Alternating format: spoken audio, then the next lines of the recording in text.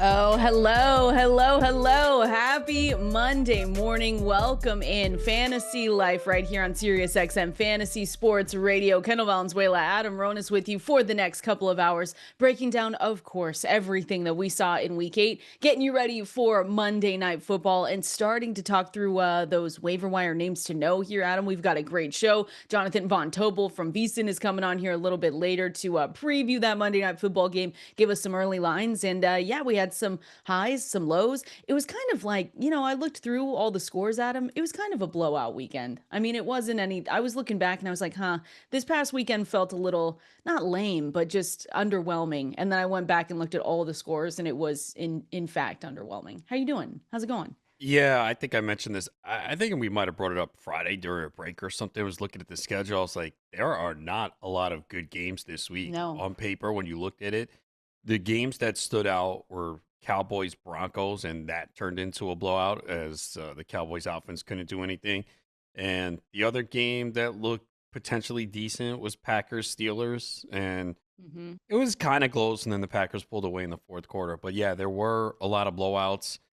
The best game of the day, who would have figured? Jets Bengals. What are we doing in the year 2025? I wouldn't have guessed that one. But yeah, Jets won that one 39-38. That was like so I looked this up because that was the only one. So then on Thursday too, we forget that there was the 27-point blowout of the Vikings by the Chargers. So that started week 8. All but one of Sunday's games were decided by double digits, and it was the Jets Bengals as the one exception here. So 11 of the 12 games we've seen so far. Of course, we've got Monday Night Football. Maybe the Commanders can change this, but maybe not. But all of them have been decided by 10 or more points. And so I saw this stat.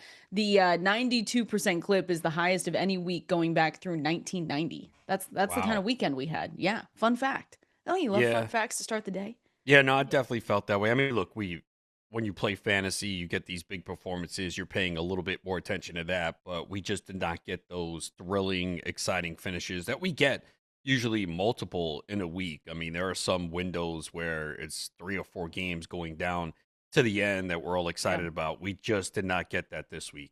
And I had some of the lowest fantasy scores that I've ever seen, just from myself and then some of my league mates. I was looking around, scrolling through because you always get curious. You say, okay, how did everyone else do this weekend? And so I was looking through. There was a couple where I barely hit 100.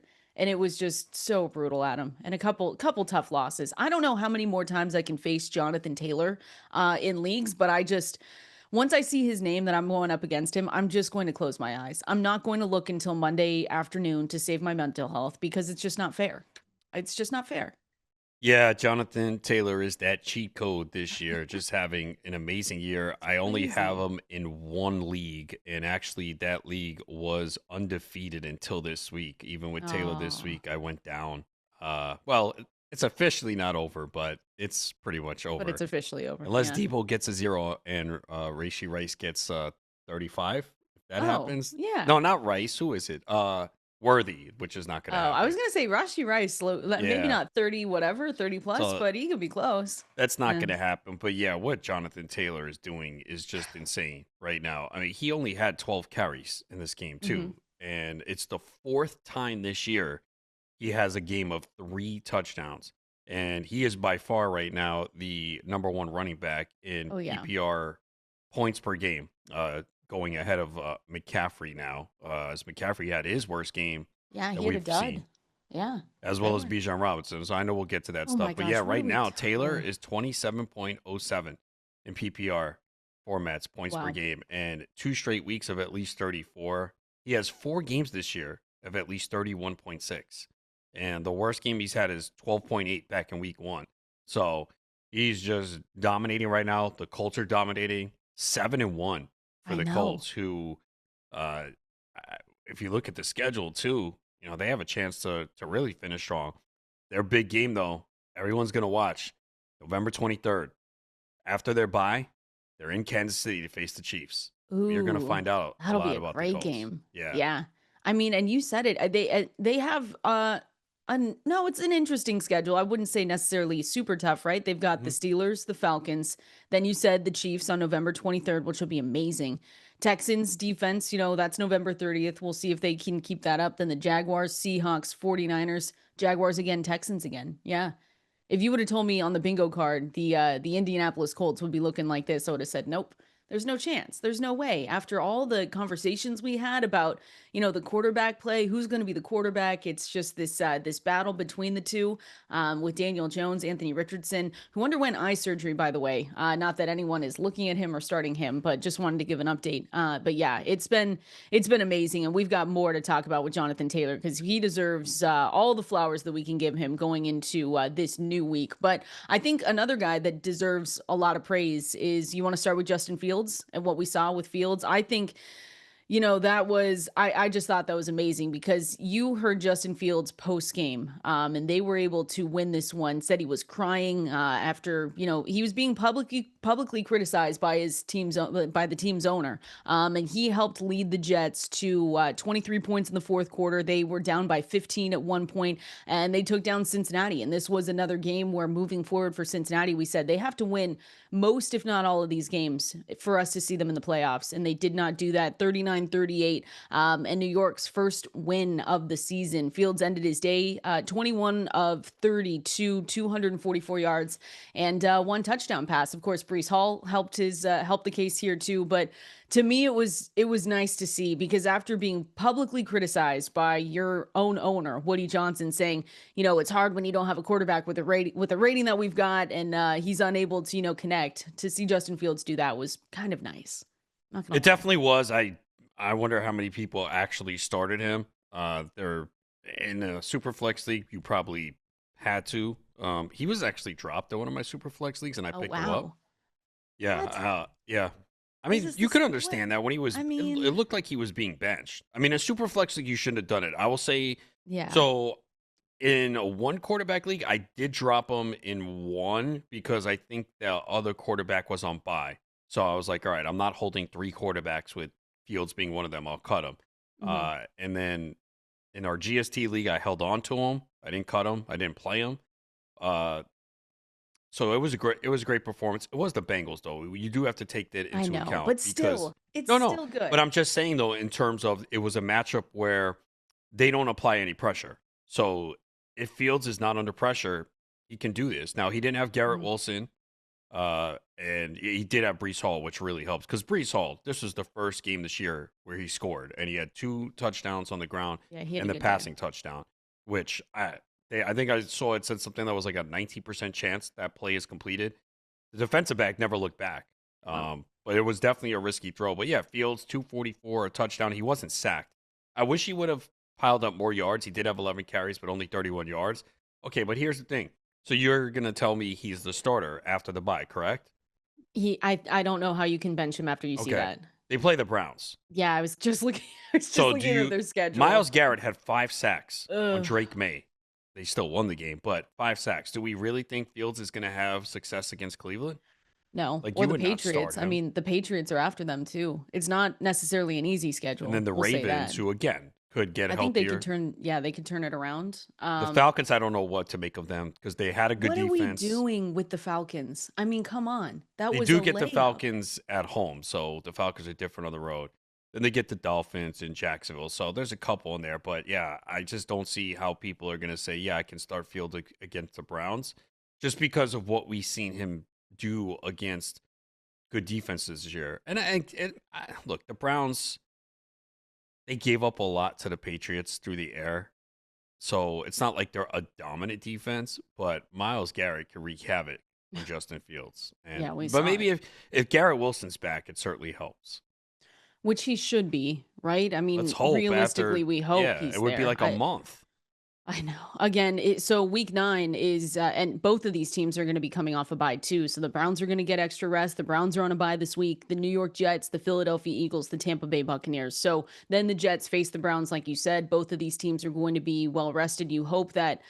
Oh my gosh, we need Garrett. We need Garrett Wilson back. But you hope he's back. And I'll just say this. I do think that they're going to continue going to Fields until it doesn't look good again, because I just think that the comments by their owner, Woody Johnson, publicly calling him out, and then for Fields to come out and have a day like this, you can't just say, well, I was wrong, and we're still gonna go to Tyrod Taylor. I just don't think you can do it until we see another bad performance. They're probably gonna go back, Yeah, which they should. I think you have to after the bye, after what he did. He got them the win after all the criticism and the headlines, and with Woody Johnson making those comments. So yeah, I think you have to go back to him. Yeah, but you said it, Myles Garrett. I mean, he took down Drake May 5 times, like you said. So it's not gonna be the easiest. And I do think in our rankings, and especially in mine now going forward, Justin Fields, just because we now know that the leash is a little bit shorter with his play, that he'll not necessarily be someone that every single time I see him, he's going to be inside the top 12. He'll be outside of the top 12 for that game, especially just because of the matchup. And we'll see what they do with the trade deadline. That the trade deadline is coming up here, and so there have been rumors that Breece Hall is going to be on the move. There's been rumors that a few of these productive fantasy players for us are going to be on the move, like Jalen Waddle. Looks like maybe Jacoby Myers. I mean, the Raiders might be getting ready to pull that one. So we'll have to see what happens with this team. But at least it was nice to see Justin Fields kind of step up. His post game was just sad. He was just sad. That affected him. So it was nice to see him. Nice to see him happy. Oh, definitely. Anytime, I think a lot of people think these guys are robots and don't Yeah. realize that, they're affected by these things, and we're expecting them to have thick skin, not care. When your owner comes out and says that, you just don't see that, right? Like, Yeah, it's just that's mean. rare. Yeah, it's just mean. It's just mean. But we'll see what they do coming out of the bye again. Going to be a tougher matchup, but you don't have to worry about that this week because they're on a bye next to the Cleveland Browns. So it's something that we don't need to watch out for another week. You mentioned the Falcons? What the heck, Adam? That was the layup game. It was for fantasy purposes, you knew that you were starting anyone you could. Now, Drake London was ruled out that Sunday. It was probably after your show finished on Sirius XM, but he was ruled Yeah. out with that hip injury. So I know that messed a lot of people up because now not only did we have the Bimageddon, you were worried and working through players that just weren't able to play this week, like a Jaden Daniels tonight, like a Drake London. So that was disappointing. But man, the Falcons just fell. It wasn't even close. It was 34-10 here, Adam. And they didn't have Michael Penix Jr., which we can look at there. Kirk Cousins was the one that got that start, but they had no spark. Cousins was 21 for 31, 173 yards. And they only scored 10 points against a Miami team that we've said this before, Adam. We're just going to pick on them. They've allowed an average of 29.3 points per game over the first 7 weeks of the season, over their first 7 games, I should say. So that was beyond disappointing. Tyler Algier fell into the end zone, so that was a little bit of garbage time. So if you started him, I know I recommended him as a flex. But Bijan Robinson, I mean, 5.8 fantasy points. What are we doing? Come on. There's always a handful of games that you just cannot explain, and this is one of them because so with Drake London, that news came on Saturday about him being added to the injury report. So I have him in 2 leagues, and I had to add a receiver in one league Sunday morning just because I had buys and injuries. And if he didn't play, I only had two receivers, and that's a league you got Wow. to start three. So I had to go to the waiver wire to protect myself. So you should always protect yourself if you see any of that news because you never know if the player's going to sit. Tyler Algier, yes, a lot of people were recommending him as a good start. I said too. And the thing was, you look at it, if you looked at their wins, he had double digit carries in almost all of them. So the game script showed that Atlanta was probably going to play from ahead. That's what we all Yeah. expected, especially against Miami's run defense. And that's the only issue sometimes when you try and start a player by game script. If it doesn't go according to plan, it could completely backfire. Now, if you started Algier, you got very lucky. You got that touchdown late. He only had 4 carries and 2 receptions for 10 yards. So that's, again, if you go by game plan, oh, yeah, this team's going to win easily, it can really go wrong. Hmm. And it almost did. The touchdown saved the day. And Atlanta just sunk a lot of people in survivor pools. Man. Atlanta and Cincinnati, they were number 2 and 3 in the Circle Wow, Survivor, the Cincy, big bowl. really? Yeah. Well, I Woof. think Indy was 1, Atlanta 2, Cincinnati 3. So, Oh my and for goodness. me, I had 2 entries left. One of them was Indianapolis. The other one I had New England. I switched it to Atlanta. No. Yeah, I No. did. So, If it makes you feel better, I had Atlanta this week too. It's and I just should have brutal. known why trust You this even said bad that. team. Why did you do that? Because even remember, I mentioned it on Friday. I said, "Oh, what do you think? Maybe Atlanta and Survivor." And you told me no. You said, "I don't know. I wouldn't But I trust also it." made it before Cousins was named the starter, Oh, fair, so that's fair. the other I know I issue. went in to be totally honest, to be vulnerable here. I went in Sunday morning because I said, I don't like this pick anymore, and it Yeah, was you can't. I locked. think the deadline is it Saturday. The You know deadline? what? I thought it was Sunday It's before, like definitely an not hour before Sunday. kickoff. Yeah, Well, yeah, no, I it's didn't not. have to. I wasn't the person that usually needed to go change the pick, but it, it must be Saturday. I don't know, Adam. I can't do any research for that because I messed it up and I was going in to change it and I couldn't. Got to read the rules. Yeah, so and then Bijan Robinson, I'm sure Yeah. everyone hammered his props, hammered his touchdown. I didn't. The number was so high on his prop. Like I've been playing all his rushing and receiving yards a lot, but I just was like, it's too high this week. Did I think he would go over it? Absolutely. Against Miami, we all did, but thank goodness I stayed away from it because he did not even come close. This Falcons team is confusing. I just don't you don't know which one you're going to get. And this was again another game where we said, "Oh, well, they're at home." So at least the splits are a lot better when they're there. But I mean, this is a team that scored 21 points in the first half against the Buffalo Bills 3 weeks ago, and now all of a sudden, they've totaled 23 points in the 10 quarters since we've seen them. You can look through these stats from this game yesterday and it was I mean, Bijan Robinson you said was he I mean, he lost a fumble, he had the 9 carries, 25 yards. The Falcons average 2.6 yards per carry against, again, a Miami team that is giving up. They've been allowing 5.2 yards per carry, which is 29th in the league. So, as much as it is, over on the Dolphins where we can say congrats on the other side, it's just more that I think the story here is how confusing this Falcons team can be sometimes. And I know they were hindered, right? You didn't have Michael Penix Jr. with that bone bruise. It looks like he should be good to come back, where he's someone, it sounded like it was closer than normal, but they went with Kirk Cousins just to make sure that, he was okay and good to go for the next week. But still, a very confusing team right now. Yeah, I think a lot of it was Cousins at quarterback, no London. They stacked the box and it worked. And that Robinson fumble basically changed the game because they were down 17-3. They got the ball in the red zone. If he scores there or they get a touchdown, now it's 17-10 and things change. They lose it and then they just couldn't stop Miami either. I mean, Tua with 4 passing touchdowns. Hmm. Uh, Yeah, shout out Waddle to a scored. flu Malik White. game. I mean, 37 carries among the 3 running backs. And then what was funny is I was going to start Ollie Gordon in the league out of desperation, and I heard they were going to use Jalen Wright more. So I took Ollie Oh Gordon no. out of the lineup. Oh And I'm like, no. damn it, Gordon scored over 13 in a PPR. Oh, that's brutal when that happens. It's just I had to put some random players in this week, but a couple of them also found the end zone, which was weird because, like we said, it was blowout games this weekend. So sometimes in that garbage time, you can get a little bit lucky. But yeah, the Dolphins. Shout out to the Dolphins again. Tua Tung. Well, and you didn't even know waking up. They were telling you that Tua Tagovailoa had an illness and his one of his eyes was swollen shut because of it. But yeah, the flu I game mean, looked good on Tua I Tagovailoa. mean, he's better with Shout one out. eye. What are you going to do? Stop. It's so bad. I mean, it was great though. It was great to see them do that. Jalen Waddle was obviously a winner for you in fantasy football, but yeah, the Falcons, I'm sorry. I'm surprised that people took the Bengals though in that one against the Jets too. You thought Well, eventually that they would have to win I one mean, game, right? did you really think the Jets were No. going to win? No, but I didn't think it was going to be necessarily a blowout. But also, I think people's perspective was again, I didn't do it, so I can't speak, but they probably looked at the Bengals and said, I haven't taken the Bengals. I'm True. probably never going to take them the rest of the year. I mean, come on, the Jets with Justin Fields and everything that happened this week, that's Yeah, probably, and fair. look, they were in line to win the game and they blew it, you know?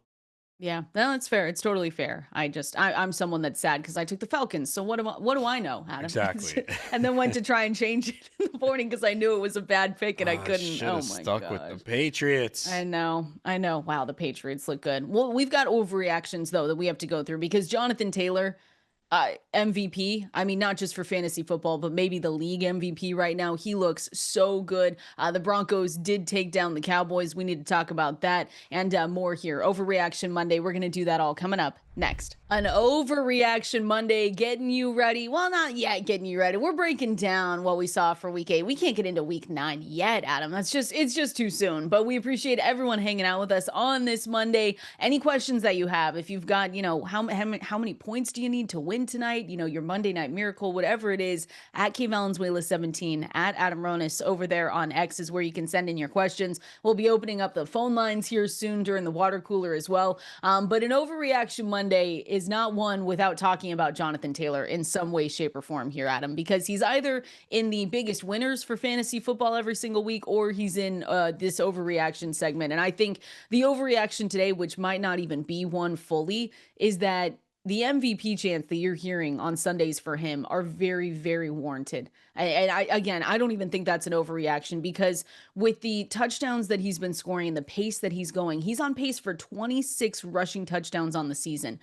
So if we're looking at that and we're saying, okay, is he in the conversation to challenge LaDainian Tomlinson's record? He has 28. He's on pace for 26 right now, and he has a legitimate chance, if he keeps going at this pace, to break that mark. And I just think, when we talk about MVPs and players that are just helping their teams win and being kind of the catalyst of doing that, that is Jonathan Taylor. Not only an MVP for fantasy, but looks like he should really be in the conversation across the NFL. He's been amazing.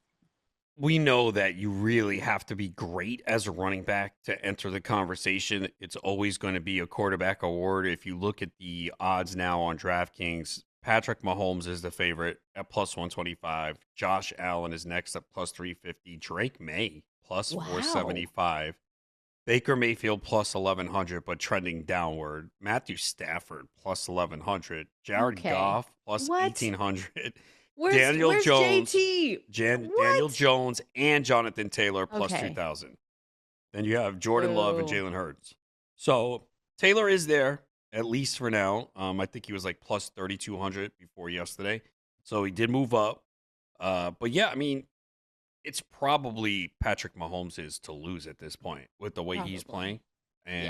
But yeah, there's not a lot of great candidates. I mean, Josh Allen has not had, to me, an MVP type season, right? I mean, those two games. I mean, them coming out of the bye, we said, okay, what team are we going to get right now? So of course it was a get right game, and they did that. But I would agree with that. And then Drake May has had a great year. 15 touchdowns, 3 interceptions. He's running as well. New England is a surprise for many. I thought they were going to have a good year, but for them to be 6-2, I think, is a surprise for some people.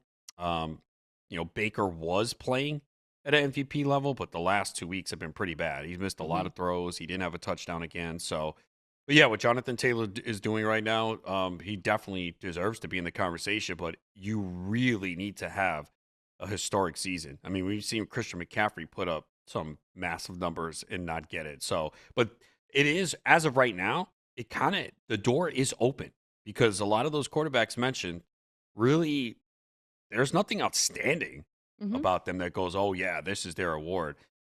It does seem like it's Patrick Mahomes at this point. And now with Rice back and a full array of weapons, this offense just looks like it's going to take off and soar. I'm excited to see what they do tonight. But I'll just say this: even though it is usually more times than not a quarterback award, there hasn't been a running back named MVP since Adrian Peterson. 2012 was the last time. But this Colts offense, I think it's more just a shout out to the Colts offense. They continue to dominate their opponents. The offense runs through Taylor, and that offensive line is just getting stronger and stronger week in and week out. So just had to shout him out, because the totals that he's putting up, he had 12.8 yards per carry, which set a single game franchise record, and it's the second time that he's averaged at least 10 rushing yards per carry in a game. I mean, we can just go down the list. We know he's MVP for fantasy football. So Jonathan Taylor, I know, friend and fan of the show. You're obviously listening right now. So we love you for fantasy. You are our MVP right now. And it's not necessarily close, Adam. I mean, the things that he's putting up, the things that he's doing for teams that obviously are facing me every single week is incredible. And it hurts a lot. And in a lot of leagues, he went late second round. Yeah. I didn't see him go first round in any league. And maybe the highest is like early second round, mid second round. But yeah, it was not like everyone thought this was a lock to happen. Obviously, there were concerns at one point, depending on when you drafted, about the quarterback, because we did see with Richardson, maybe you didn't feel as good. And, the health concerns as well with him that we've seen. He missed some time last year, but he did finish the season really strong those last 4 or 5 games. But yeah, he has scored more points than any quarterback as well. Wow. Yeah, and I'm looking. Really? I'm looking in leagues with 6 points for a passing touchdown, and yeah, he's outscored every quarterback. That's amazing. That is wow. It's just incredible. That's why I say I know it's a quarterback award, but sometimes we have to look around and say some of these other players, the skill position players, can really bring it. And that's Jonathan Taylor right now. So Well, that's yeah. Mahomes is going to Mahomes pass is him good. tonight. No, Yeah. because Mahomes What's 6 he at? points for a passing touchdown, 202.3. Taylor Oh, okay. 216.6. So, Yeah, he'll pass him for but sure. still, the fact that he scored more than Jalen Hurts, Drake May, Herbert, that's impressive, That's man. nuts. No wonder Jen's team in GST is so good. She's got JT. Yeah. I mean, Ugh, look, if you have Jonathan Taylor right now, you should have a winning record. I know one player, you could have a crappy roster the rest of the way, but if he's you know what carrying you're your doing, teams. like your team should be pretty good. Like I said, my Jonathan Taylor team is 7-1. So That's amazing. So I want to see the screenshots too, because I want to see what other players are on some of these JT teams. But if you have them and you've got a great record, send them in. I love seeing screenshots of your guys' teams at Valenzuela 17 at Adam Ronis over there on X. And let's brag about you for a little bit here about Jonathan Taylor. All right, next Overreaction Monday. The Broncos did beat down on your Dallas Cowboys. And it was not particularly close in the slightest here, but that's okay. We still have good ish things to say. I think the overreaction here that I've seen people say is that the Broncos can go toe to toe with the Chiefs this season. And it's going to be something that we're going to watch for in that AFC West race there. Broncos are 6-2 right now. Chargers sitting at 5-3. Obviously, Chiefs yet to play, but they're playing tonight at 4-3. And then the Raiders are there. They're sitting at 2-5. Sorry, Raiders fans, but that's just what we're doing. Bo Nix and RJ Harvey, really another star that was on my bench. I'm sure a lot of people's benches, maybe, but Bo Nix finished 19 for 29, 247 passing yards, 1 interception, and we saw RJ Harvey rush for 2 touchdowns. So it was a good day of scoring for the Denver Broncos. Not a great day for Dallas and Dak Prescott over there. But if you were playing Denver Broncos players, like we said, to start Troy Franklin, if you could. Pat Bryant got in the mix. RJ Harvey. It was nice to see some of the young guys really step up for them. yeah, I think you need to slow down on the RJ Harvey hype. If you think, oh, this is it, he's going Yeah. to take over now. It's not going to happen because it was basically fueled by touchdowns. He only had 7 carries for 46 yards and 1 catch for 5 yards. And J.K. Dobbins had another good game.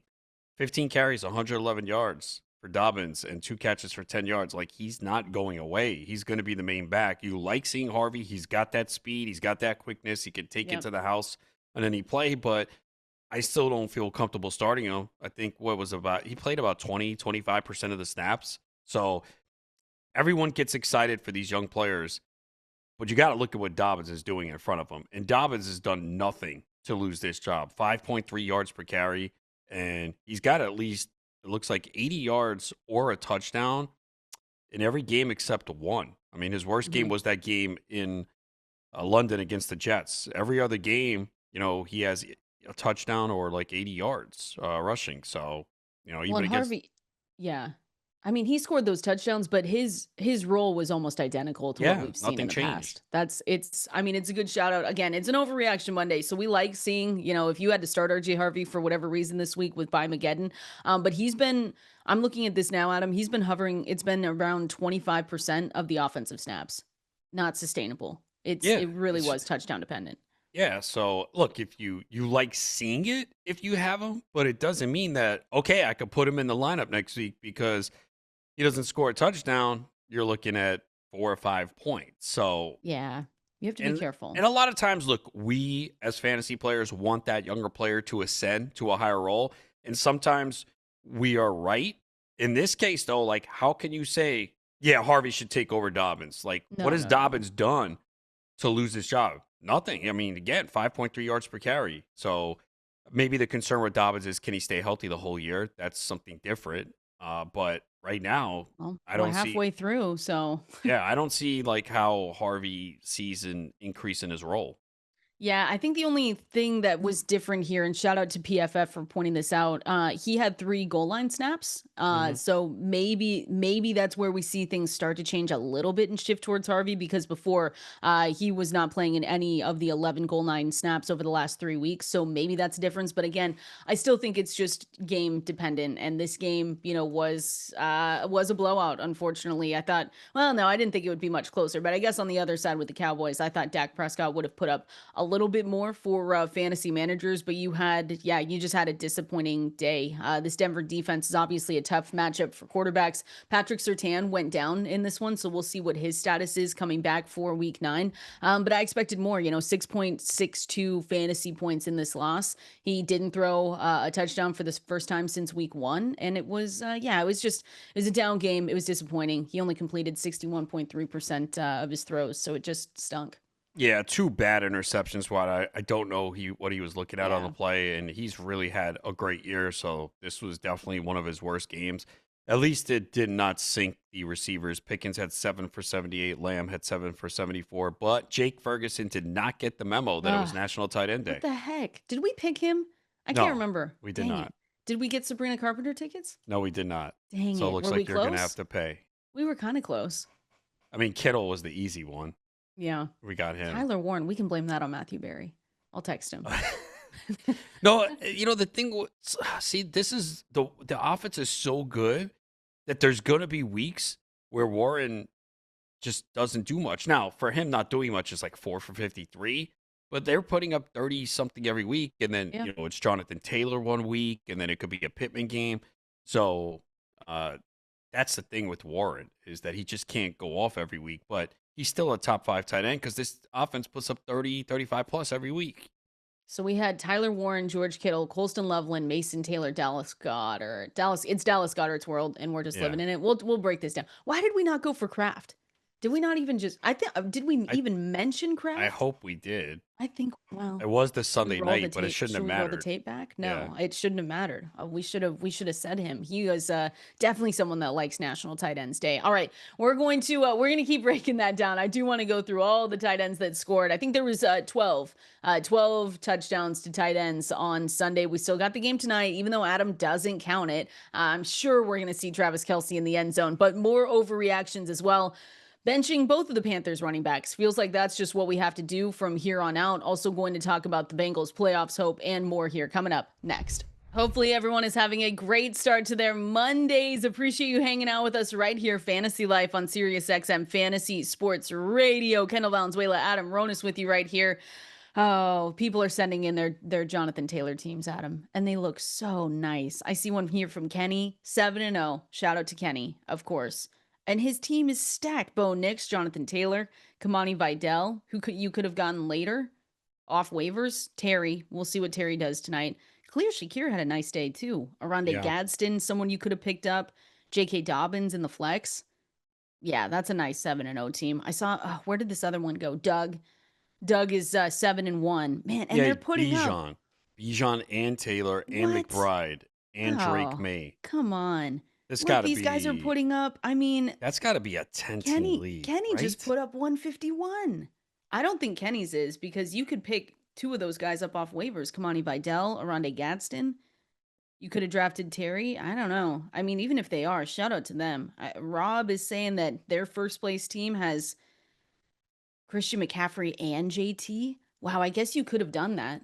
Yeah, because again, they were in the you could have got McCaffrey late first, early second potentially, or right in the middle. You still could have come back. JT was going middle back half of the second round. Yeah, that's true. Maybe you could have got McCaffrey at 5 or 6 and then come back and got Taylor. That's absolutely possible. Yeah, Drake May, Emeka Egbuka, Tedero McMillan. These teams are nice. 7-1. Again, so we always sit back and have regrets, right? One of the biggest things that bothers me the most is how I only have Drake May on one team. How much did we talk about Drake May? How much did we write about him? I had him ranked, I think, 8th at quarterback in my rankings before the year. Yeah. And I have him in one league. That's insane to me. I had him QB5, and I remember that because I was trying to defend it as long as I could, and then I just took him. That's surprising for you. Come on. Well, I guess, and I didn't get any of the elite quarterbacks this year. No, you went for Caleb Williams in Dak. Dak. Yeah. You really liked Dak in at least some of the drafts that I did with Fields. I do have Fields in some leagues. So Drake May. But I told you that the last draft I did, I said, I am getting Drake May. I'm not leaving this year without, I have him in best ball, but I was like, how is this possible? Because I know a lot of people who subscribe to my rankings, they have to have Drake May. Mm-hmm. I put even in the write-up, I'm like, look, you don't need to draft him here, but you want to get him on your team with his rushing ability that we saw last year. And he just didn't. Even this year, if you look at the weapons that he's had, it's still not impressive. Like Diggs is kind of Diggs has not given us what we wanted. It looked like he turned the corner Yeah. against the Bills. Then he's slowed down again. He did have a touchdown, but it's not like he is surrounded by a ton of talent in this offense. No. Like No, he's he's not. elevating players. Like there's certain quarterbacks that elevate players. Mahomes obviously is one of them. It feels like Maye is that type of quarterback, and it's not like he's getting a strong running game either. No. Ramondre Stevens in that game, no chance. But that's, I think, would you say he had the third best odds at MVP, or was it the Right fifth now, best? yeah. Yeah. I mean, because when we talk about MVPs, of course, we're always going to mention, they're always going to be Patrick Mahomes is up there and Josh Allen's of the world. But Drake Maye is truly elevating this team. And you can see it because this was a tough matchup. We said, okay, this is a test for the Patriots and Drake Maye going up against this Browns team. And they did not make it easy. Again, Myles Garrett had a day. He had those 5 sacks on Drake Maye, but he still came up with 26.28 fantasy points. And I think that still leads everyone, or at least last time I checked, it was leading all the quarterbacks this week. He's efficient when you're looking at his passing. He's completing 18 to 24 for 282 and 3 touchdowns. He's got the big plays downfield. But the one thing, Adam, that we always said with Drake Maye is that it was never going to be a Jaden Daniels type. It was never that guy that, because we were pounding the table last year and we said Jaden Daniels in no world should be going outside the top 10 or the top 12. If you were drafting early last season, Jaden Daniels was outside the top 12 quarterbacks. And that's what we were looking at with Drake Maye, because you had another day where he produced on the ground. He rushed for 50 yards on 7 carries. So this is a guy, not again to the extent that we've seen for some other guys, but it gets it done with his legs. And that's the upside that it brings to fantasy football. So Drake Maye, for all intents and purposes, for us, especially in fantasy, is playing at a really, really nice level. I don't know MVP of the league yet, but it's understandable why he's, inside the top 3. Well, I think the part of it is too. There's a lack of quality candidates. Not to That's knock true. Drake Maye. I think he deserves to be in the conversation, but uh, that's if you look at it. That's why again the door is open for Taylor if he continues to do this. But with Maye, the thing you like is that he's been running more lately because there was a period where there were some games we didn't see him run a lot.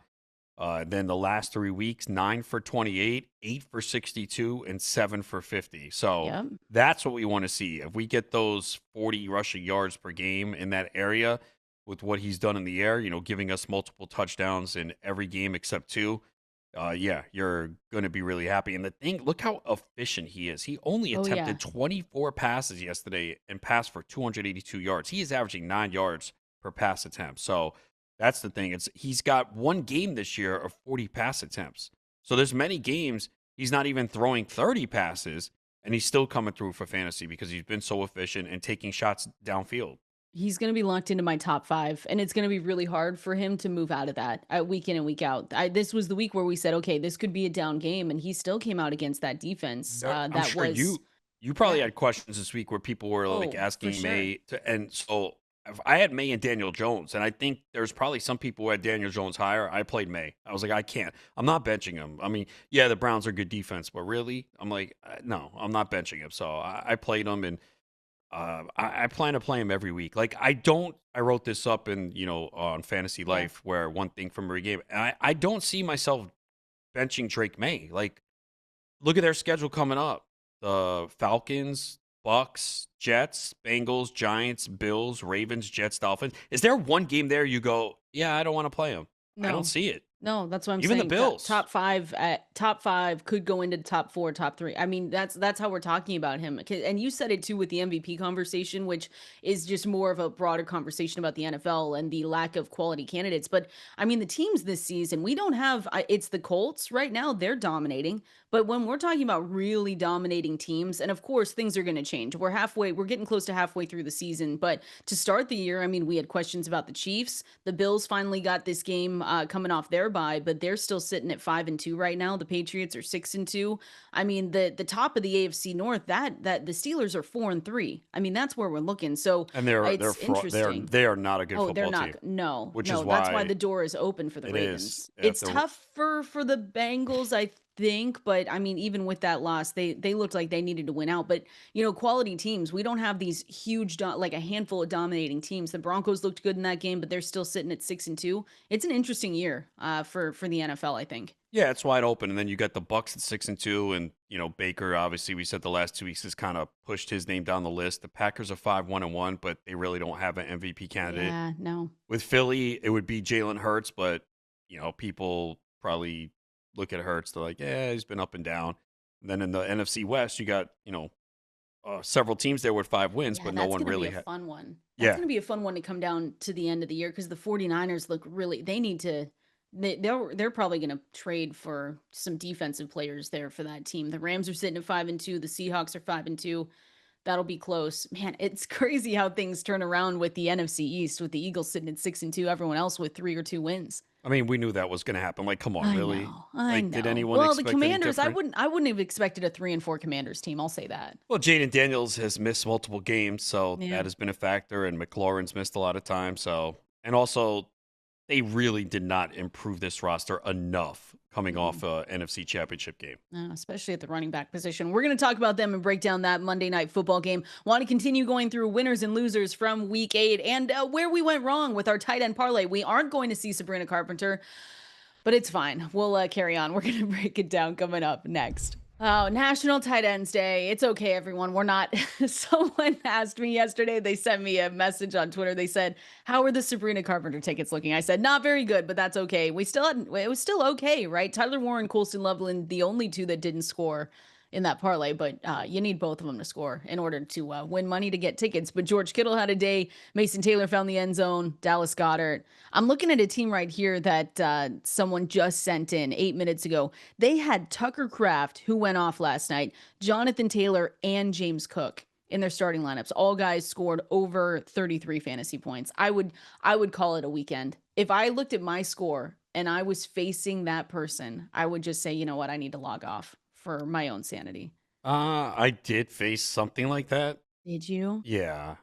They had, I think, Brees Hall, Tucker Kraft, Chris Boswell from the Oh no. Steelers.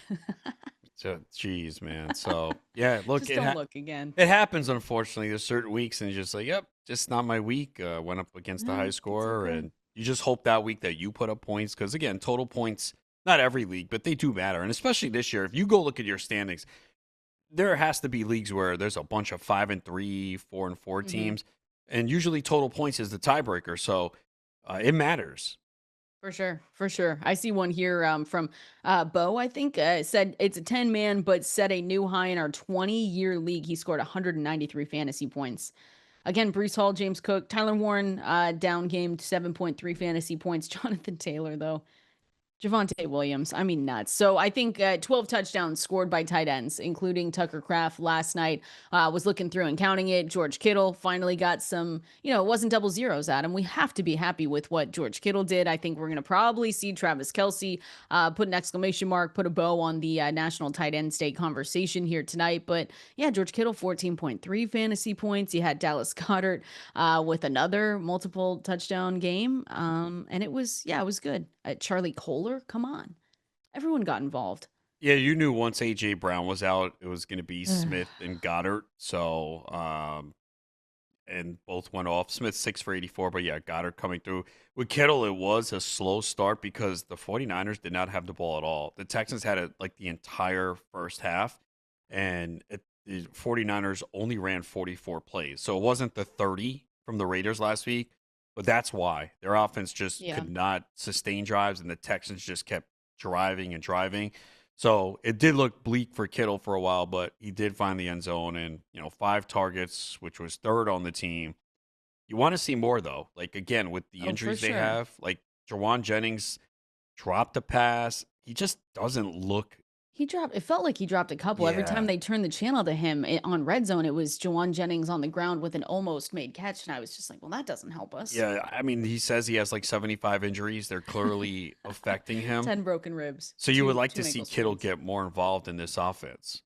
Yeah, I agree. I mean, the 4 receptions, 43 yards in this one, and the touchdown, so that helps for 14.3. They play the Giants next week on the road, so we'll see if that can help. And let me just say this, finishing up with the National Tight End Day talk, Dylan Gabriel loves his tight ends. I mean, if you have one of David Njoku or Harold Fannin, I pushed Harold Fannin down my ranks just because I saw David Njoku was coming back. But they both got some fantasy points for you. So that's another takeaway from him. And you cannot play their receivers. Two No targets for kidding. Oh Judy, my four goodness. for Bond. They neither had a catch. So if Gabriel's the quarterback, only tight ends and running backs. There we go. National Tight End Day every day for the Cleveland Browns. We're going over to the Fantasy Life Water Cooler, going through news and notes you need to know, taking your phone calls as well. We're going to do it coming up next. It is about that time for the Fantasy Life Water Cooler right here. Fantasy Life on Sirius XM Fantasy Sports Radio. This is the time where we go through all the news that you might have missed and get you up to date on everything that we saw in week 8. And of course, we are here to take your phone calls and all your questions, as many as we can get to. 888-963-2682 is the phone number to call in, or you can press that call in button on the Sirius XM app. You can also find us on X at Valenzuela 17 at Adam Ronis over there. And we'll, again, try and answer as many questions as we can get to. I want to know your Monday Night Miracles as well, what you need to do to win these matchups. I'm ahead, Adam, by 17. I am facing Rashi Rice. I have no one left. That's going to be close. I'm nervous now, which, of course, naturally, that's a really good team, by the way. So let us know what you need. Monday Night Miracles, we are here to help. And as always, fantasylife.com is here to help too. So make sure you head over there. If you've been thinking about getting Fantasy Life Plus, now is the time, because still for a limited time, we are giving out, with a partnership with Comet, free Fantasy Life Plus subscriptions for 1 year when you download Comet. It is an AI-powered browser, thinking partner, whatever you need from it. Make sure you go and download that at fantasylife.com/comet, COMET. Follow the step-by-step guide. It takes about 2 minutes. I use it every single day, and it's really, really cool. But that gets you free access to our rankings, our projections, everything from Fantasy Life Plus that it has to offer. You get that for 1 year. So make sure you head over there. While you're there, subscribe to that newsletter as well, in your inbox 7 days a week and 100% free. Let's get into it, Adam. You ready? You're ready. Of course you are. You've got your Mets hat on. He's good to go. He's cheering for the Dodgers tonight. No, you're not. No, I'm not. He's cheering for Vlad. Adam also told me that he is dressing up for Halloween. And so I need to figure out this week. He has not told me what it is yet. And so I am going to take the week to try and figure out. And if you guys have guesses, let me know. That was the first thing you said to me. You said, if you want to dress up for Halloween on Friday, I've got a costume and I'm ready. So I'm going to try and figure out what you're wearing. Do you Why think do I you would need to know? figure out? I want to guess. I want to be Why? right, because I'm usually right. No, Shouldn't you focus on what your costume is going to be at this point? depressed, sad Mariners fan. How's that? Okay. I'll just put a jersey. So you're going to put a jersey on and put tears on your face? Tears on I don't need to put tears on my face. I can just show you. Aren't you over it by now? No? Yeah, it's less painful now. I just think about it every single day, but at least it's less painful. Anyway, I'm going to try and figure out what you're going to wear on Friday. I'm going to save my guesses. I think, can I get 3 guesses You throughout can the write week? them down and then. Write them down. Okay. Oh, you fine. want to guess now? No, not yet. But can I okay. have 3 guesses? Yes, you can. And if I guess right, I win. Then you'll know. Yeah. Okay, fine. Good enough. And people can guess too. So send them in. Aki Valenzuela 17 at Adam Ronis over there on X. Okay, water cooler. I want to go through some of the injuries that we saw yesterday and just see where everyone is at. Saquon Barkley, it looks like he said that he could have returned in this game if needed, but we know that they did not need him to go in there. They won this game 38-20 going up against the Giants. It is a groin injury for him, so again, we'll just have to wait and see. The last update, though, that I saw is that the team has reported that it is not believed to be serious, per Ian Rappaport. We know how that goes sometimes, though, Adam. So if you have Saquon Barkley, you just need to make sure that you have, looks like Tank Bigsby, the guy to go and get if he's on waivers for whatever reason. But we always talk about the handcuff situation. If Saquon were to go down, we saw what Tank Bigsby was able to do. He went off for 104 yards on 9 carries. So again, we're hoping that Saquon's good. But if he's not, just always have someone waiting in the wings ready to go. Yeah, they do have a bye next week, so that really helps. And yes, don't ever believe what players tell you. They always think they're fine. But Yeah. it does seem like something major was avoided here. And again, having the bye week helps. Same thing for AJ Brown. You hope that Oh my AJ Brown gosh. can come back after the bye because again, that was surprising. Like we knew he didn't practice Wednesday and Thursday. We're like, okay, but like when did it happen? And I always say there are always players that show up to the facility on Wednesday and we find out they had injuries that we had no clue about over the Yep. weekend. So uh Well, and what was annoying about that one too was I think there was a quote from Sirianni, I want to say, that says Saquon's one of the players that doesn't need to practice to play. no, And so AJ you all, Brown, you oh, mean. AJ Brown, did he say Yeah, that? he said that about AJ Okay. Brown, yeah. And so I was like, okay, this might be better. So the only Ugh. issue with the Eagles is when they return, they play on a Monday night in Green Bay. Mm, So we better hope that we have like clarity on that situation for both players. But we that's something should. we worry about in 2 weeks. Yeah, okay. We Got a long should, way to go please. before then. You're freaking me out already. Why? I can't stress about that now for 2 weeks. Jeez, come on, AJ Brown. We need you. Saquon Barkley, we need you. Cam Scattaboo. Oh my gosh, this was so sad. I hope that if don't go look up the video because it was awful. But Cam Scattaboo, it was reported, Ian Rappaport just about 30 minutes ago. He is obviously going to miss the remainder of the season with that dislocated ankle. So he underwent surgery on this ankle yesterday. I think it was last night. But again, he's going to be out for the remainder of the season. They said if all goes according to plan, Scattaboo should be back, quote, with no issues for next year. But this is such a huge blow. I mean, not only for him, obviously Cam Scattaboo, but you saw what Scattaboo brought to this team with Jackson Dart. I mean, it was just a spark, and you could tell that it really affected that whole team. And again, his season ends now and he was on pace for a really good year too. So season is over for Cam Scattaboo, and just a huge blow for this Giants team. Yeah, that's the first time in a long time that the Giants fan base was energized and you Yeah. felt a different vibe around the Giants. And it was because of Jackson Dart and Scattaboo. And look, if you drafted Scattaboo, it was a great pick. And unfortunately, this does happen sometimes. The injuries strike, and now you got to replace him. But he was in fantasy points per game on the season amongst running backs, ninth in Wow. PPR. So, yeah, he was finding a way to get it done every week. And that's with leaving this game early, too. He had 10 points. I mean, if he finishes that game, who knows what he could have Hmm. done. And he was just doing everything, catching the ball, obviously goal line carries and putting up really good numbers. So it's unfortunate because, like, anytime you draft a running back round 8, 9, 10, and they give you the production that he is, it's a home run pick. And unfortunately, it won't go down that way because he's going to miss the rest of the season. But sometimes in this game, we make really good picks and the injuries strike. I mean, last year was an example of that.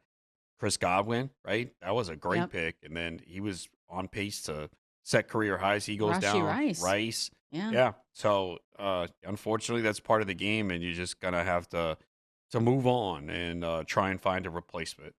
It was absolutely brutal. So again, Cam Scattaboo will be out for the remainder of the season. We've got waivers that we're going to talk more about tomorrow. I've got my article though live, fantasylife.com. If you guys want to go and check that out, Adam has his article up as well, all 100% free. Tyrone Tracy is interesting because he actually could be available across some leagues. Some people might have just said, you know what, there's no reason for me to hold on to him right now with the way that Cam Scattaboo's been playing.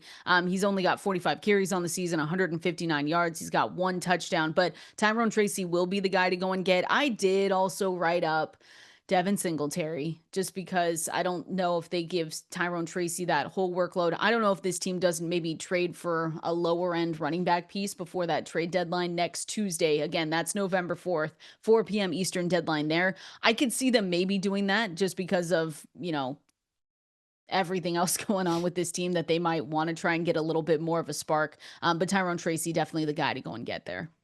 Yeah, for sure. And you are right. He might have been dropped in some leagues because I saw him people. floating around. Yeah. Yeah, I mean, look, we try to have the backup to every running back, but there might have been situations, especially with 6 teams on bye, or as you alluded to, people seeing Scattaboo like, yeah, you know what, Tracy's just not gonna be much of a factor, so they cut him. I know I have Tracy in one league. I did not cut him, but again, that was a league with 20 roster spots, so uh, can plug him in the lineup. But yeah, just real unfortunate to see with Yeah, it Scattaboo stinks. because even if you hate the Giants like me, it was fun to watch him play.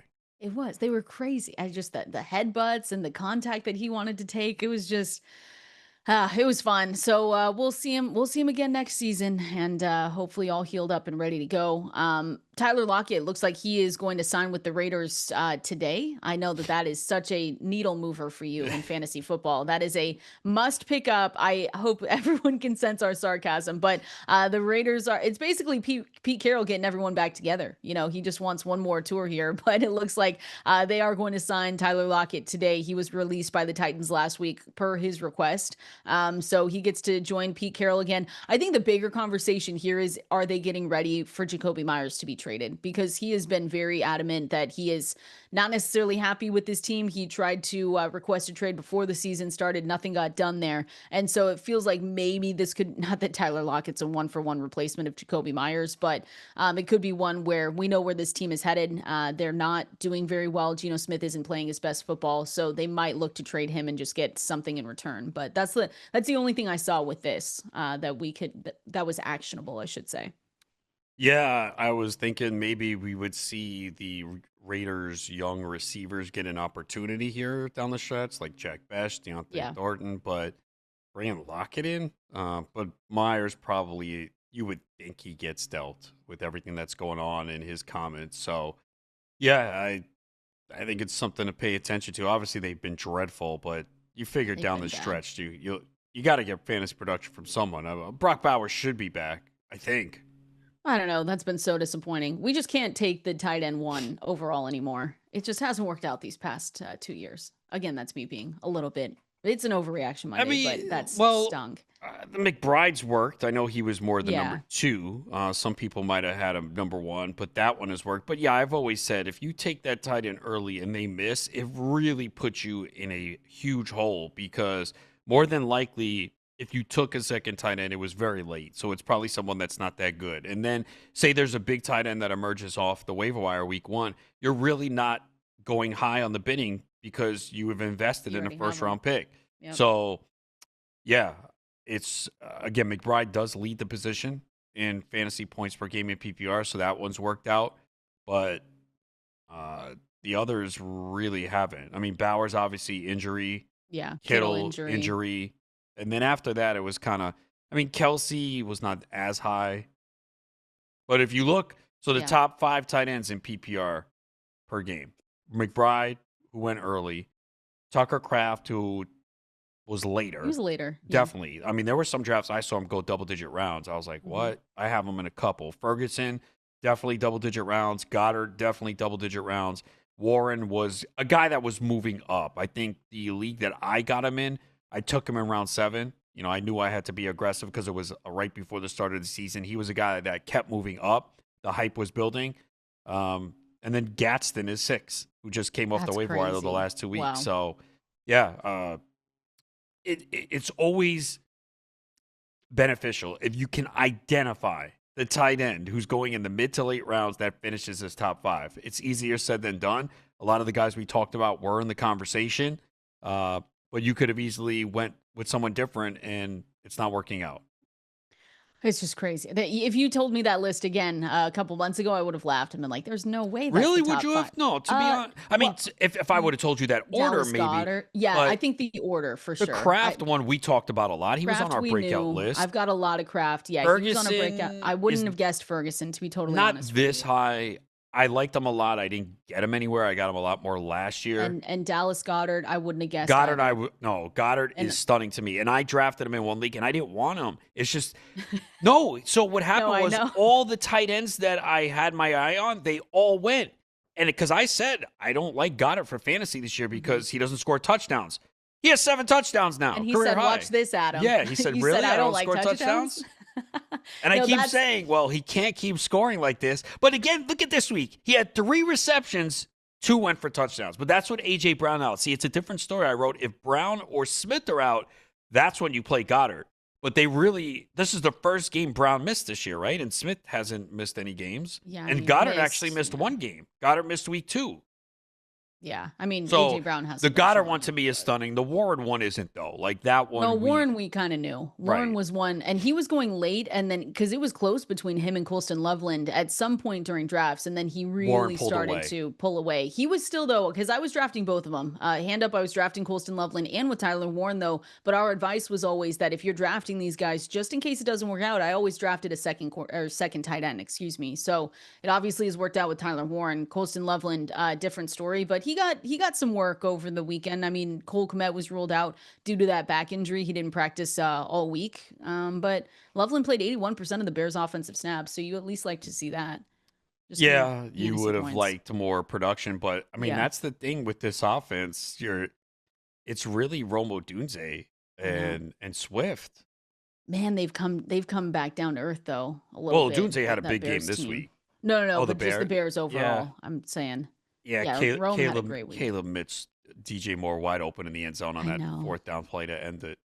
Caleb Williams, yeah, it had 11.8 fantasy points. Well, he had no I passing mean, touchdowns. no, and he completed 25 of 38, 285, and then he rushed for another 24 Yeah. yards. But without the scoring plays, you're not going to get everything that you want in the fantasy production department. That's for sure, which is obvious with 11.8 fantasy points. Yeah, look, if he has one touchdown pass, it's a different day. If he hits DJ Moore on that, it's a Hmm. better day. But let's look at it realistically. Caleb Williams right now, okay, the last 4 weeks has one touchdown pass or fewer. He's got two Woof. games of multiple touchdowns this year.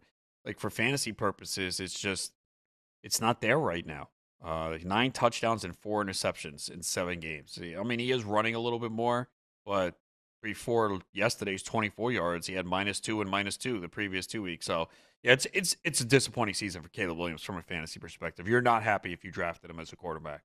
Well, and even in this game, because I was looking, I was like, what is up with this Bears offense? Because it was just it just seems like for their offense, they just can't find that groove, right? You're just thinking, okay, this is finally it, put them together one by one. But through the 7 games, I saw this stat: when the Chicago Bears get more than one takeaway, they're 4-0, and when they get zero, now they're 0-3. And so the takeaways are a huge help with this. Again, you didn't see the best day from Caleb Williams. So, and the penalties, they had 11 penalties for 79 yards. That was the third time in 7 games they've had double digit penalties. So it's hard to win like that. But at least you said it. You were happy with Rome.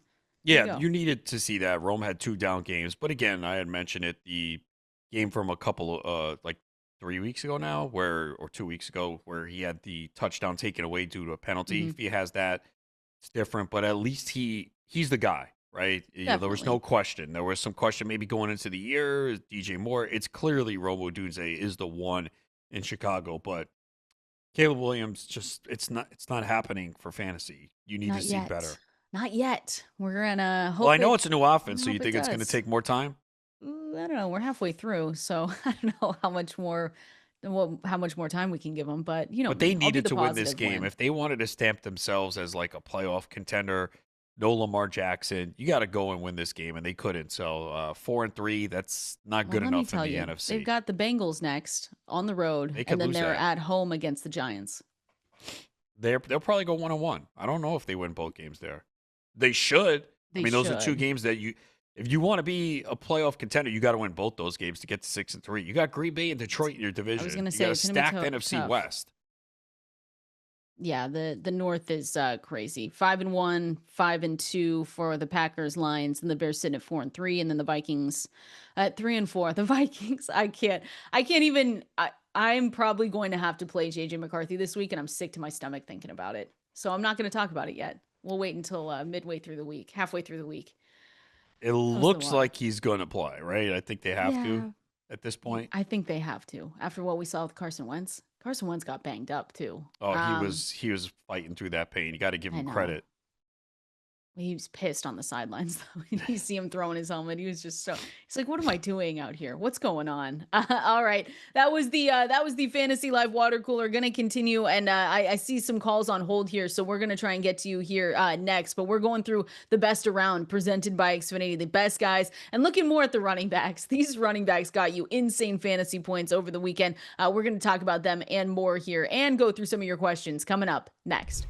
Let's be real. You are here to win a fantasy championship. That's why you're listening to us day in and day out. And guess what? You're not going to win playing it safe. You've got to go hard. And no one understands that better than Mike's Hard Lemonade, because to succeed in fantasy football, sometimes you have to take bold risks. You have to reach for the rookie. You have to make a blockbuster trade. You have to blow all your fab on a breakout player like Oronde Gadsden. And yes, your league mates might roast you in the group chat, but legends do not play scared. They go hard, just like Mike's Hard Lemonade. So crack open a cold Mike's, kick back for a second, and remember, nobody makes lemonade like Mike's. Find Mike's nearest you at www.mikeshard.com. Mike's is hard, so is prison. Don't drive drunk. Premium malt beverage with flavors, all registered trademarks used under license by Mike's Hard Lemonade Co., Chicago, Illinois.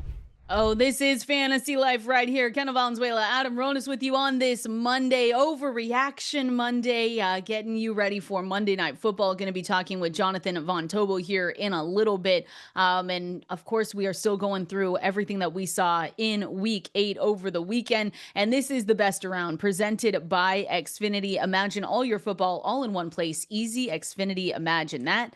James Cook, Adam, every single week. Well, not every single week, but this is one where I figured that James Cook just could not do what he was doing last season. He could not keep up that pace. There was no way that it was fully going to be there. He had to regress in some way.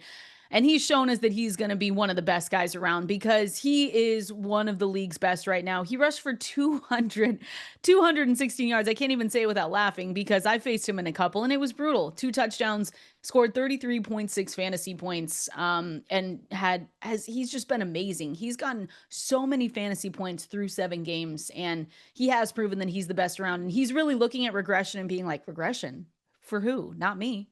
Because he's just not doing it. Yeah, that's the crazy part again. Like, he just did not have big volume last year at all. 207 carries last year, right? That's just insane. And 16 touchdowns in 16 games. And his previous 2 years in the league, 2 touchdowns rushing, 2 touchdowns rushing. So you had Josh Allen taken away. You also had these running backs cutting in to his workload, like not on the field a lot, and third downs down the stretch last year. Ty Johnson involved a lot.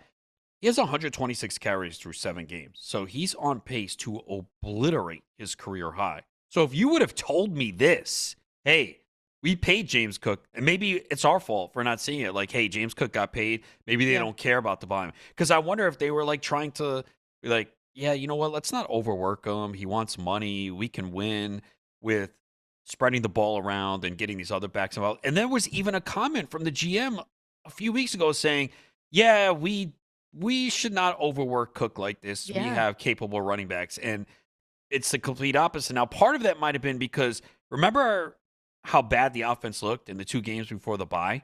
And maybe they just said, all right, what do we do? Let's just feed James Cook the ball. Now, the other thing, too, that it hasn't mattered because of the yards and the touchdowns.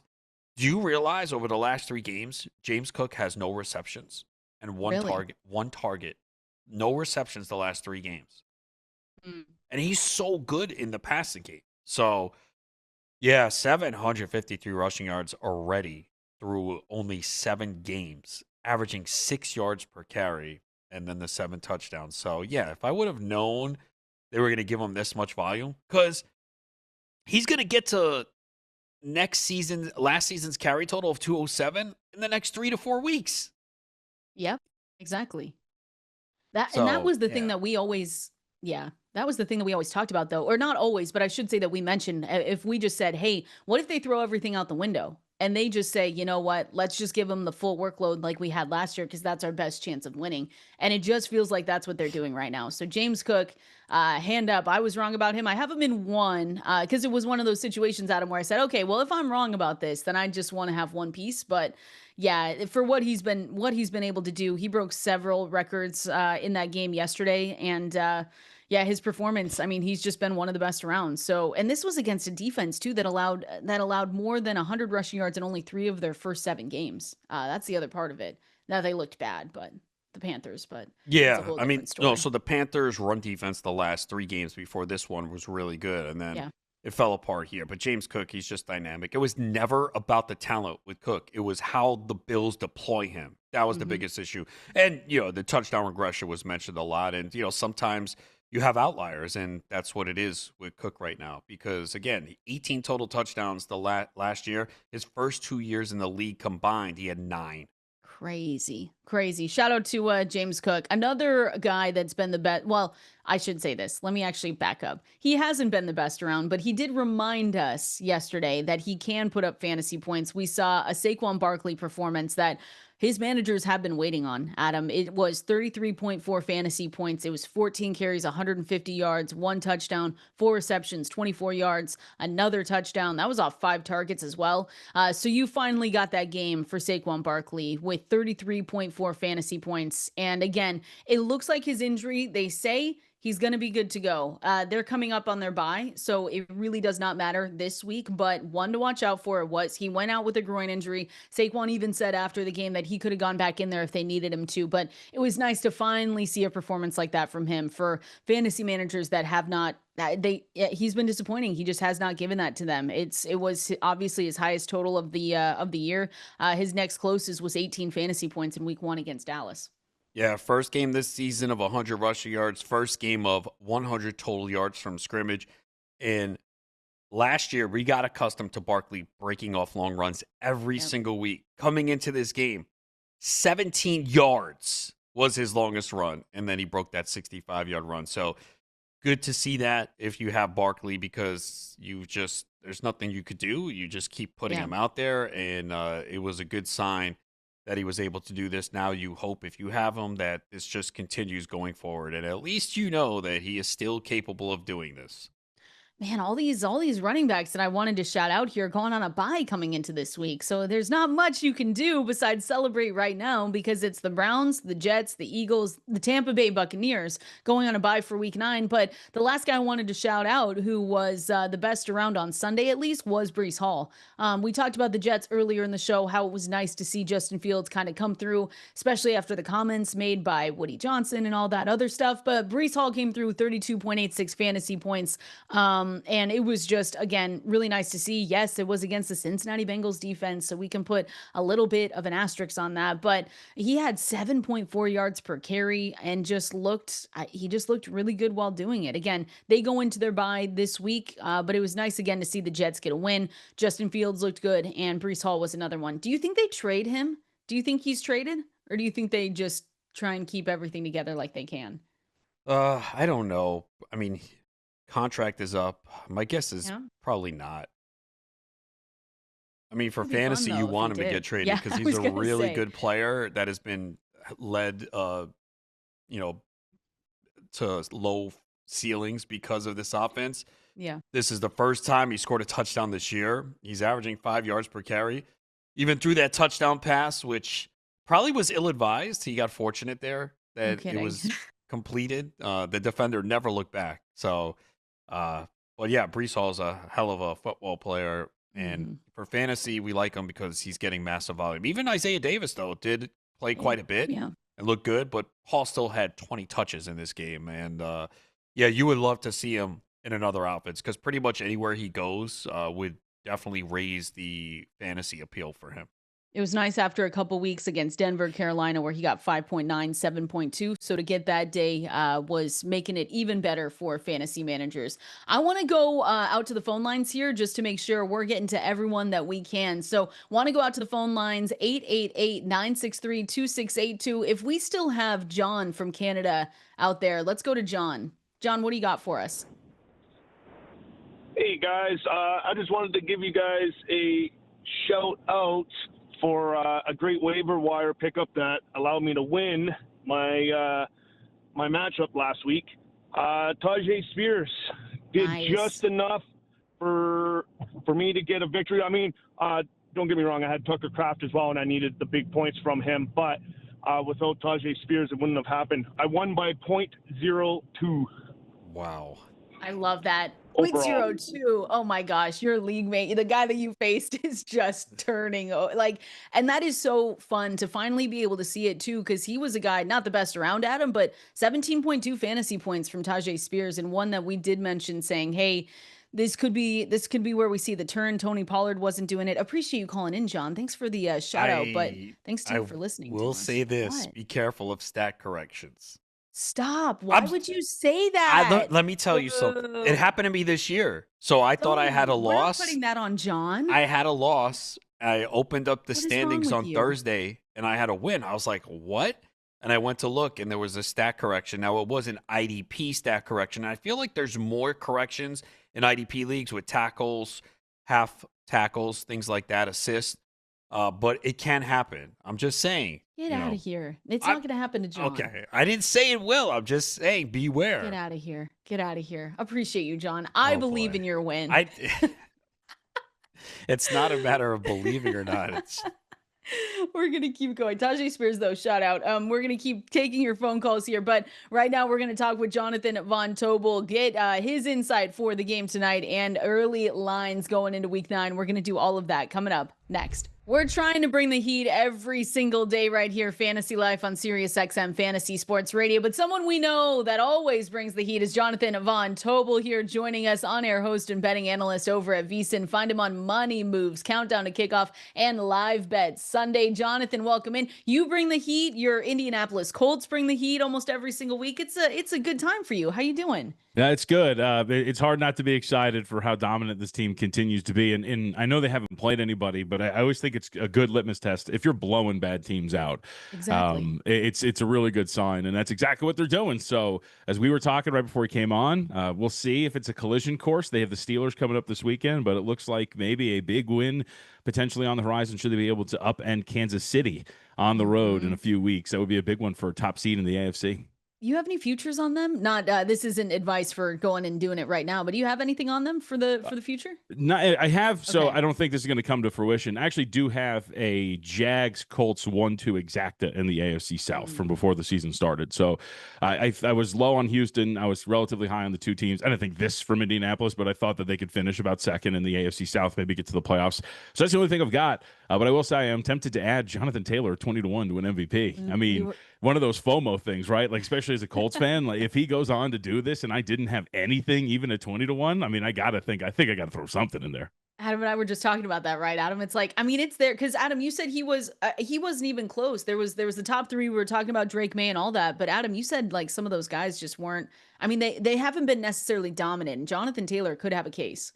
Yeah, he definitely does because we know this. If you're going to be a running back, you have to have a historic season just to really enter the conversation. But to me, it's Patrick Mahomes right now to lose with the way he's playing. But the door is open for Taylor to get in there because, again, the second runner-up is Josh Allen. He's not having a MVP. When you look at it, that's not an MVP type season. No. And Drake Maye is 3. He's had a very good year. The Patriots are 6-2. But the door is open for Taylor to get in there if he continues this pace. And the Colts are 7-1 helps his case as well. Yeah, and I do wonder if voters will, let's say they do beat Kansas City, I wonder if they will view that as a de facto, like, okay, tiebreaker type situation, if you get to that point. So we'll see. They still got plenty of games left. Take care of the Steelers this weekend. He's like, we can't go that far. I get it. Well, one game we can look at because they are playing tonight, it is the Kansas City Chiefs at home going up against those Washington Commanders. Commanders do not have Jaden Daniels in this one, but they do get 2 of their wide receivers back with Deebo Samuel and Terry McLaurin. So just overall here, Jonathan, what are you looking at? I mean, Kansas City, the spread is it's all for Kansas City here to lose at this one. Total sitting at 47.5. What do you see here? So I think this really depends. There's a lot of different ways you could look at it. I always like data and numbers, right? Because you can split anything the way that you want it. For Kansas City, for example, dating back to last year when they've been laying 7 or more points, they're 1-6 against the spread.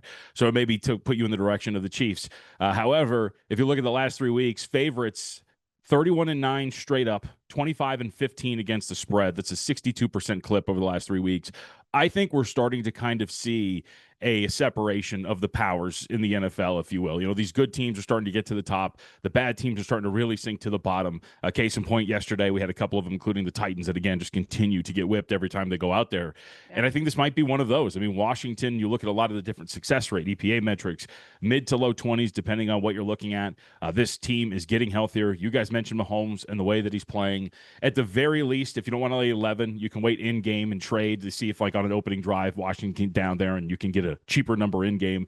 I also think from a team total perspective, it might be the way to go for the Kansas City Chiefs here today. Instead of asking them to cover a number, just ask them to get over a certain point when it comes to their scoring. Total right now is 30.5, so you're right under that. We'll call it a key-ish number of 31, and I would say that is something maybe worth looking at for Kansas City tonight as well. Nice. Any player props stand out? Obviously, the Chiefs with Rice back and, several running backs sometimes spread the ball around. And then with the Commanders, you do have Deebo Samuel and Terry McLaurin returning. Yeah, I was thinking about for Mariota potentially going over on his attempts here today. It's at 29.5.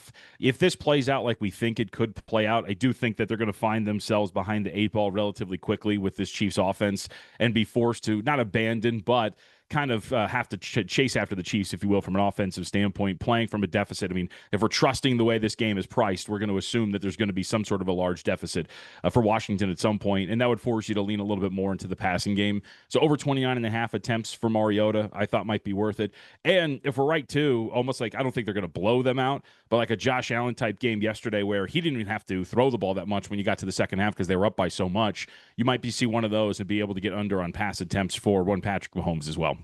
Talking with Jonathan Von Tobel here, on-air host and betting analyst over at VSiN. Adam and I were talking about how this past weekend was it wasn't lame, Jonathan, but it was like, we had blowouts, and there's some big spreads in these games coming up for Week 9 as well. Carolina Panthers and Green Bay Packers. I mean, you've got the Chargers at 10.5 going up against the Tennessee Titans. You got 8.5 here, 13.5 for the Rams. I mean, so what are you seeing with some of these early lines? Where are you leaning? Yeah, I'm in a tough spot because I'm somebody that does like to kind of push back on market adjustments because there's a point where you go too far. And as I mentioned, these favorites continue to come in at this clip.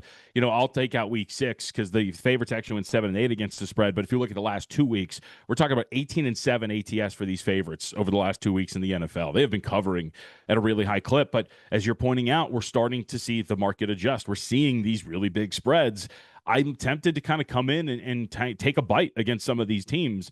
We'll see for some of them, for example, we're talking about like Minnesota and Detroit. We're seeing the market kind of push back there. Some spots open 9. I think I'd take a piece of 8.5 that's still out there. I still think that this team is good enough on defense. And J.J. McCarthy, we haven't seen him for a while. We don't know what the status is going to be moving forward, but I still think this offense has enough to offer against a secondary that really hasn't been tested but is somewhat thin.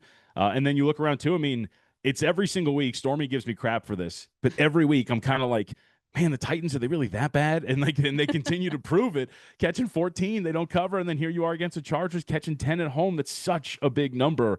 At some point, I think it's going to behoove bettors to get in on some of these underdogs, considering how big these favorites are now getting because of their success. I know you probably want to see what happens in the Chiefs game tonight, health and all that, but the big game next week, Bills hosting the Chiefs. Chiefs open up as a 1.5-point favorite. Bills cannot beat the Chiefs in the playoffs, but they have done well in the regular season. I think it's 4 straight years they've won in the regular season, and it's more of a big game, I guess, for the Bills. Well, then again, I don't know if it is because they still need to prove it in the playoffs. But how do you look at that game? Yeah, I think I would be tempted to go back, like you're talking about. In these regular season games, the Bills have had success.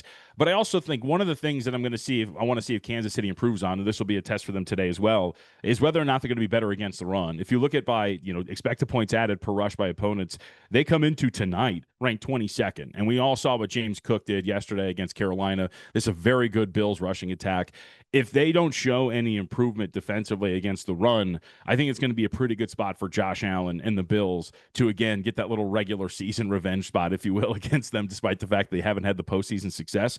But if we're starting to see this Chiefs team bow up defensively a little bit, and maybe because your offense is just better and you're not on the field as much, then all of a sudden we're going to start to see that improvement. But if they come out there and Bill Krosky-Merritt and this offense are going to start to just gash them on the ground again, I think I'm going to be pretty worried about their chances out there in Buffalo next week.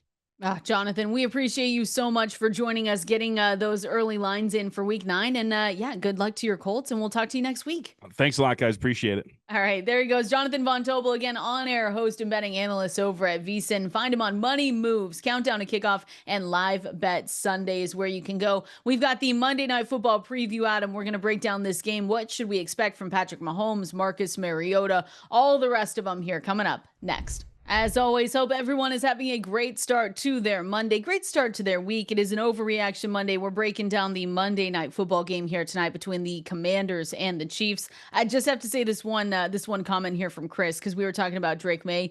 Chris just messaged us, said, got Maye by accident in an auction. Had Purdy, time ran out, and Maye came up. No one else bid. Ended up on my team. I'm 5-2 so far. Shout out to Chris. And an accidental Drake Maye. Sometimes you get lucky, right, with a bad pick. You need a little luck in fantasy. There's definitely skill, right? Because to me, if you've been playing in leagues for a long time, you see the same people up top, right? They might not win the championship every year, but they're always in contention. That doesn't happen by accident. So there is that element of skill, but there is a factor of luck too. And that's whether the schedule is a big luck factor, right? You mentioned how you keep facing Jonathan Taylor, avoiding those big weeks. Maybe you get the Jonathan Taylor team when Taylor's on a bye. Sometimes we run into the highest scoring team every week, which is why I always say, and I will continue to preach this, more of an off-season topic, but double headers, victory points. I do double headers in my home league, and that still doesn't always account. So I do top 5 records, and then out of the remaining, most points get in, but we need to eliminate that luck factor. But yeah, you do need some luck sometimes. You got to stay healthy, avoid major injuries. So, but there's still a big skill factor at play. Yeah, it's a good amount of luck, but you still skill involved in it. I implore you to, if you, that's an off-season conversation, but changing up your league rules, like you said, I mean, going into double headers, doing, total points, whatever it is, to just make it a little bit more different for your league year in and year out. It is fun. So just, look into that. But that's, again, a conversation we'll have in maybe February here, March, going into it. But for right now, we're talking about Monday Night Football. And we are still here in week 8, wrapping up with the Washington Commanders, Kansas City Chiefs here. And it's, it feels like it's Kansas City's game to lose here, Adam. You're looking at the total sitting at 47.5. The money line Chiefs minus 700, 11.5 spread. So with Patrick Mahomes, we can start there because it's obvious. We've talked about him a lot today and over the past couple weeks, but he's playing his best football that we've seen since 2022. And that was the big conversation we had in the offseason. How can we get Patrick Mahomes back inside? It wasn't even top 5, Adam. It was back inside the top 10 for us in fantasy football for quarterbacks. And he has averaged 27.9 points per game over the past 4 games. And he's playing so well. Now he's got all of his weapons back and healthy. Hollywood Brown, Rashee Rice, Xavier Worthy. We haven't seen all 3 of those guys on the field at the same time ever. So for him, these 4 games, he's thrown 11 touchdowns. He's completing 71.3% of his passes, and it looks really good. So you should assume, well, we should never assume anything, but it looks like, they could come in and dominate this game at home. Yeah, that's what it shows on paper, and especially we've seen from the Chiefs recently. But, the Commanders with Mariota at quarterback are not that bad. He's a solid backup quarterback. He can run a little bit. He gets Deebo Samuel and Terry McLaurin back. That's absolutely huge for the offense.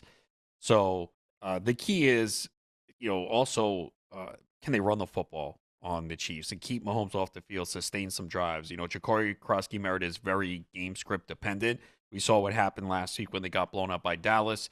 He didn't play much in the second half, so you need them to get off to a good start. And again, the Chiefs have struggled a little bit against defending the run. I do think you're going to see Mariota run here a little bit too. They always design runs for him. But yeah, Kansas City, you expect to win the game. The question is, will it stay close? And yeah, historically, the Chiefs have struggled in this spot in terms of massive favorites over the last couple of years. They've been better lately, but typically we've seen them, keep teams in games. And a big question with the receivers for Washington as well. It's good for Marcus Mariota. He does give you upside on the ground. So that's a good reason why you probably, if you're playing him tonight, wouldn't picked him up to stream him for week 8. But you do get one Deebo Samuel back who, honestly, he's put up some good. He's only had 2 down games so far this season. Didn't play against Dallas, right? Or am I remembering he sat that game out. And the week before, he clearly was affected by that heel. Yeah, so it was 5.4 fantasy points, 4.9, and then the 0, which I don't really count because he wasn't out there, but that was week 7 against Dallas. You've seen, though, 23, 20, 17, 22 fantasy points from Deebo Samuel in the first, in the actual 6 games that we've seen him. So I really want to see what kind of Deebo we get out there tonight. And then same with Terry McLaurin, who has been much of a disappointment, someone we talked about in the offseason where that did kind of come true with guys that are sitting out because of contract situations, whatever else. We never want it to happen, but Terry McLaurin's been sidelined with injury, so we've only seen him in 3 games. In the first 3 of the season, they weren't amazing. 4.7, 9.8, 10.4 fantasy points. So I'm curious what those two look like back out there, even with Marcus Mariota, because you're right. I mean, Mariota's been out there before, so we could have way worse guys going out there to try and lead that team to a win. Yeah, he's a veteran quarterback that can get the job done. And with McLaurin, look, we knew that there was the possibility that it could be a slow start to the season. Sat out basically all of training camp and the contract. And we've seen players before. They get injured, right? You miss all that time conditioning, but we'll be back, and they really need him to produce here. This is a pretty important game for Washington. They had high expectations going into the year. And yes, injuries have been a factor. Jaden Daniels has missed time, but they're sitting at 3-4. So they really need a W. It's a tough spot, though. I think we all expect Kansas City to win. I think so. With a Travis Kelce touchdown? Come on. I don't know. So What are are we we considering doing? it National Tight End Weekend? Is that why? Well, I mean, sure, we can. Because then we would have been able to talk about Aronde Gadsden on Thursday. Come Yeah. on. That was a With good one. Kelsey, look, He's, he- I would just worry with Rice back that we're going to see less targets for him. And we saw it. Again, that game was a blowout last week, but only 3 targets last week. yeah, but 3 targets and a touchdown today. How about that? Falls into the I end don't. zone. I'd It's say his no holiday. because Okay, I'm going to say I prefer yes. Rice and Worthy to score since I have them. I have no How Kelsey. about why not all 3? You want all Okay, 3? why not? Yeah, All right, I don't mind. perfect. I don't mind Washington getting smoked. All right, you're taking the Chiefs, of course, tonight. Feels right. Yes. Okay, there we go. Appreciate everyone hanging out with us here. We will see you same time tomorrow, talk through waivers. We will see you then. Enjoy Monday Night Football.